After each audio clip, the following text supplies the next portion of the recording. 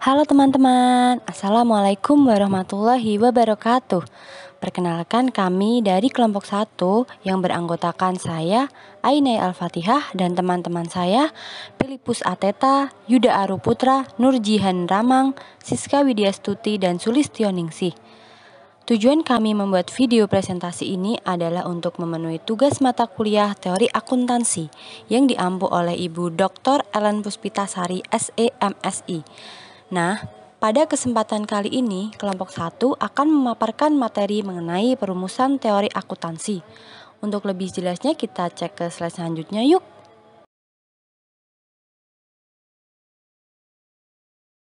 Nah, pada perumusan teori akuntansi ini akan ada 3 pokok pembahasan. Yang pertama adalah klasifikasi teori akuntansi berdasarkan metode penalaran. Yang kedua, klasifikasi berdasarkan sistem bahasa. Dan yang ketiga adalah klasifikasi berdasarkan tujuan. Sebelum kita menuju ke pokok pembahasan, kita akan membahas dulu apa sih teori dan praktik akuntansi itu.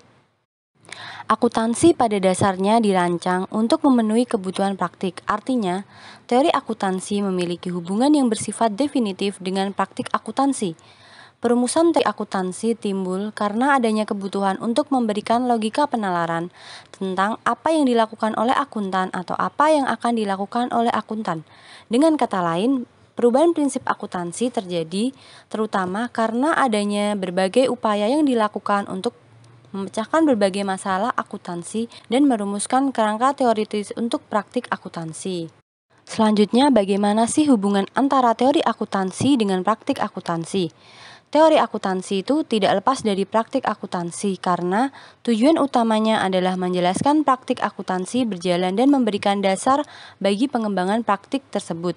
Hubungan antara teori akuntansi dan praktik akuntansi adalah peranan teori dalam akuntansi sangat berbeda dengan peranan teori yang digunakan dalam ilmu pasti, di mana dalam ilmu pasti teori dikembangkan dari hasil observasi empiris. Akuntansi cenderung dikembangkan atas dasar pertimbangan nilai atau value judgment yang dipengaruhi oleh faktor lingkungan tempat akuntansi dipraktikkan. Teori tersebut kemudian dituangkan dalam bentuk kebijakan sebagai landasan dari praktik akuntansi tersebut. Secara umum, fungsi utama dari teori akuntansi adalah untuk memberikan kerangka pengembangan ide-ide baru, membantu proses pemilihan akuntansi. Nah, karena teori akuntansi itu dirumuskan berdasarkan sudut pandang yang berbeda, secara garis besar teori akuntansi akan diklasifikasikan berdasarkan beberapa metode. Nah, pada pemaparan kali ini, kelompok kami akan membahas mengenai perumusan teori akuntansi. Pokok pembahasan yang pertama adalah klasifikasi teori akuntansi berdasarkan metode penalaran. Pada metode penalaran dibagi lagi menjadi 6 pendekatan, yaitu yang pertama, deduktif, yang kedua, induktif, yang ketiga, etikal, yang keempat, sosiologi, yang kelima, ekonomi, dan yang keenam adalah eklektik. Pendekatan deduktif. Dalam akuntansi, perumusan teori akuntansi yang didasarkan pada pendekatan deduktif dimulai dari proposisi akuntansi dasar sampai dihasilkan prinsip akuntansi yang rasional sebagai pedoman dan dasar untuk mengembangkan teknik-teknik akuntansi. Di sini ada keuntungan dan kelemahan dari pendekatan deduktif. Keuntungan pendekatan deduktif adalah kemampuan untuk merumuskan struktur teori yang konsisten, terkoordinasi, lengkap, dan setiap tahapan berjalan secara logis. Dengan cara demikian, konsistensi internal antar preposisi dapat tercapai. Lebih lanjut, dapat dikatakan bahwa setiap prinsip dapat diuji logika kebenarannya dan dapat digunakan untuk menentukan apakah penerapan prinsip tersebut mampu membantu tujuan yang telah ditetapkan. Di sini, kelemahan pendekatan deduktif itu didasarkan pada postulat dan tujuan tertentu yang kemungkinan salah. Apabila hal ini terjadi, otomatis prinsip yang dihasilkan juga salah. Di samping itu, pendekatan deduktif juga terbukti sering menghasilkan prinsip yang terlalu teoritis, sehingga tidak dapat diterapkan dalam praktik. Implikasinya, pendekatan ini kurang teruji dalam praktik. Langkah-langkah yang digunakan dalam merumuskan teori akuntansi yaitu yang pertama, menentukan tujuan pelaporan keuangan. Yang kedua, memilih postulat akuntansi yang sesuai dengan kondisi ekonomi, politik, dan sosiologi. Selanjutnya, menentukan prinsip akuntansi. Dan selanjutnya, mengembangkan teknik akuntansi. Pendekatan induktif. Pendekatan induktif ini didasarkan pada konklusi yang digeneralisasikan berdasarkan hasil observasi dan pengukuran yang terinci. Di sini ada keuntungan dan kelemahannya. Keuntungan pendekatan induktif bahwa pendekatan ini didasarkan pada kebebasan di mana perusahaan teori akuntansi tidak dibatasi oleh struktur atau model yang telah diyakini atau disiapkan sebelumnya. Sedangkan kelemahannya itu seringkali observer dipengaruhi oleh ide-ide yang tidak disadari tentang jenis hubungan yang diamati dan jenis data yang diamati. Dan data yang digunakan dalam observasi cenderung berbeda antara satu perusahaan dengan perusahaan yang lain. Langkah-langkah dalam merumuskan teori, yang pertama itu mencatat semua observasi. Yang kedua, menganalisis dan mengklasifikasikan hasil observasi sehingga dapat dirumuskan berbagai kesamaan dan ketidaksamaan. Ketiga, hasil observasi kemudian digeneralisasi. Dan selanjutnya, pengujian terhadap generalisasi.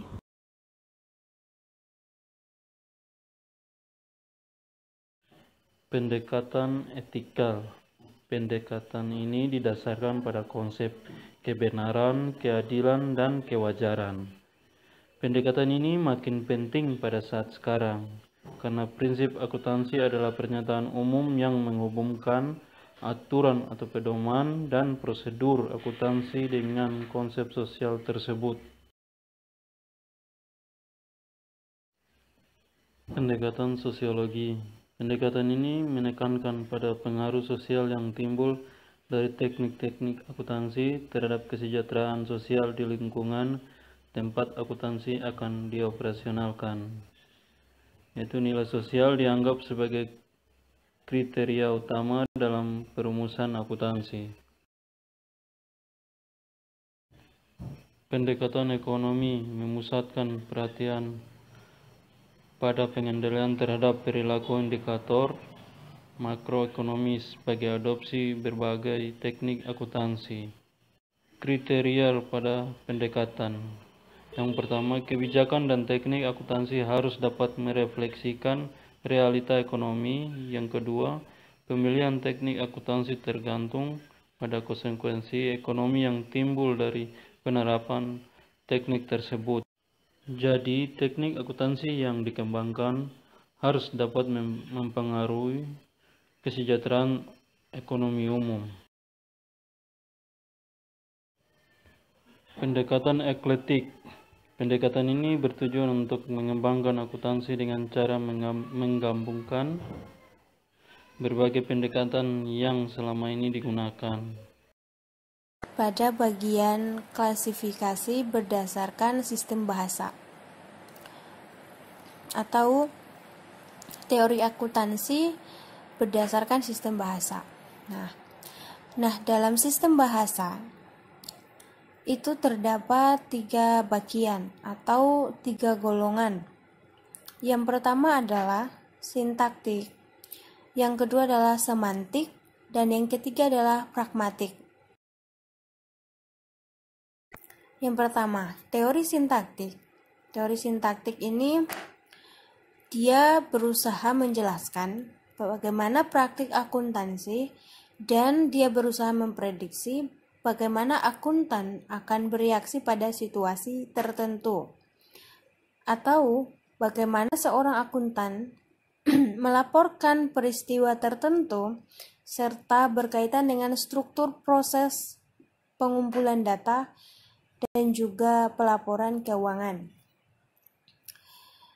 Dalam pengujian terhadap teori ini atau teori sintaktik, misalnya terhadap transaksi yang dicatat dalam buku besar, kemudian berjalan ke transaksi tersebut akan dianggap seolah-olah dengan dasar dan asumsi akuntansi atau historical cost. Maka demikian akuntan atau seorang akuntan akan menganggap bahwa inflasi tidak perlu dicatat dan nilai pasar dihiraukan. Selanjutnya adalah teori semantik atau interpretasi. Pada teori ini berkaitan dengan penjelasan mengenai fenomena atau simbol yang mewakilinya. Jadi pada teori ini memberikan penjelasan mengenai definisi operasional dari praktik akuntansi. Struktur akuntansi meskipun dapat dirumuskan secara logis, tidak akan sama apabila simbol atau istilah yang menggambarkan peristiwa atau pengukuran tidak berkaitan secara empiris dengan fenomena dunia nyata. Oleh karena itu, pada teori ini diperlukan kenapa? Untuk memberikan arti bagi proporsi akuntansi. Dengan cara demikian, konsep interpretasi yang dibuat akuntan dapat diartikan sama oleh pemakai informasi akuntansi. Nah, bagaimana sih pengujian terhadap teori interpretasi ini? Pengujiannya dapat dilakukan melalui penelitian untuk menentukan apakah pemakai informasi akuntansi memahami arti yang dibuat penyusun laporan keuangan, sehingga konsisten dengan teori tersebut. Hal ini disebabkan angka-angka akuntansi dan pengklasifikasiannya dapat bervariasi sesuai dengan tingkat pemahaman pemakai. Dalam hal ini, peranan teori adalah mencari cara-cara yang dapat digunakan untuk memperbaiki informasi akuntansi agar dapat diinterpretasikan sesuai dengan observasi dan pengalaman manusia. Teori pragmatif atau perilaku dibagi menjadi dua, yaitu pendekatan pragmatik deskriptif dan pendekatan pragmatik psikologis.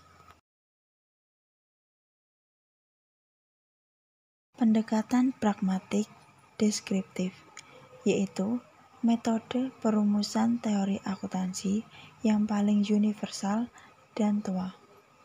Pada metode ini, perilaku akuntansi diamati terus-menerus dengan tujuan untuk meniru prosedur dan prinsip-prinsip akuntansi. Proses seperti ini merupakan pendekatan induktif yang digunakan untuk mengembangkan teori akuntansi. Ada beberapa kritik untuk metode ini, yaitu yang pertama, tidak ada penilaian yang logis terhadap tindakan-tindakan yang dilakukan akuntan. Yang kedua, metode tersebut tidak memungkinkan untuk dilakukan perubahan karena pendekatannya tidak berujung pangkal. Sedangkan yang terakhir, dengan memusatkan pada pragmatik, perhatian cenderung dipusatkan pada perilaku-perilaku akuntan, bukan pada atribut-atribut perusahaan.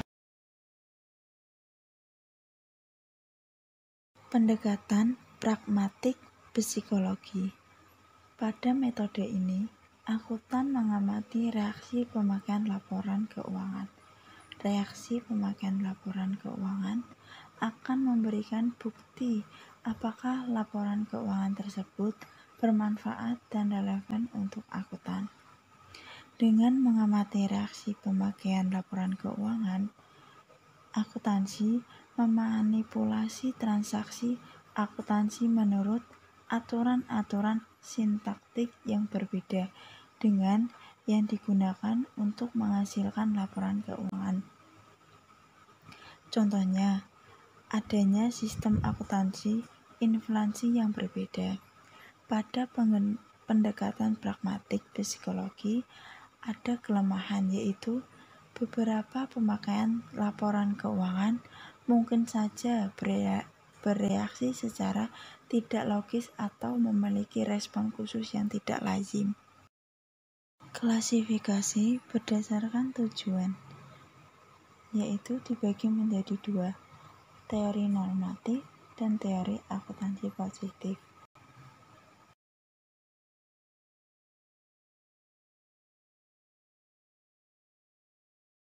Hai, di sini saya akan menjelaskan teori normatif. Nah, apa sih teori normatif itu? Jadi teori ini itu menjelaskan tentang bagaimana akuntansi dipraktikkan. Misalnya, pernyataan tentang laporan keuangan yang seharusnya didasarkan pada metode pengukuran tertentu. Teori normatif berkonsentrasi pada 1. Penciptaan laba sesungguhnya atau true income. Yang kedua, pengambilan keputusan atau decision usefulness. Nah, true income ini tuh teori yang berfokus pada pengukuran tunggal yang benar untuk aktiva dan laba.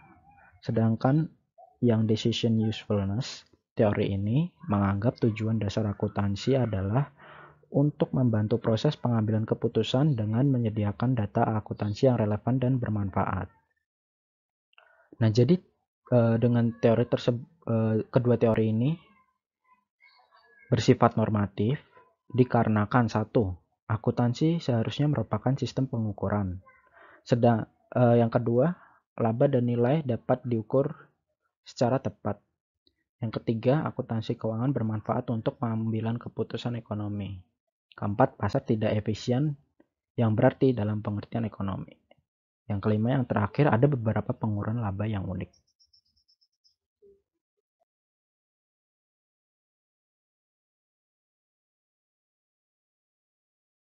Selanjutnya ada teori akuntansi positif. Teori ini beranggapan bahwa tujuan teori akuntansi memprediksi dan menjelaskan praktik akuntansi. Teori akuntansi positif merupakan studi lanjutan dari teori akuntansi normatif.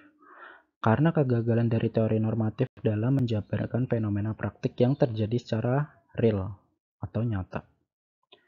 Teori akuntansi positif berkonsentrasi kepada 1.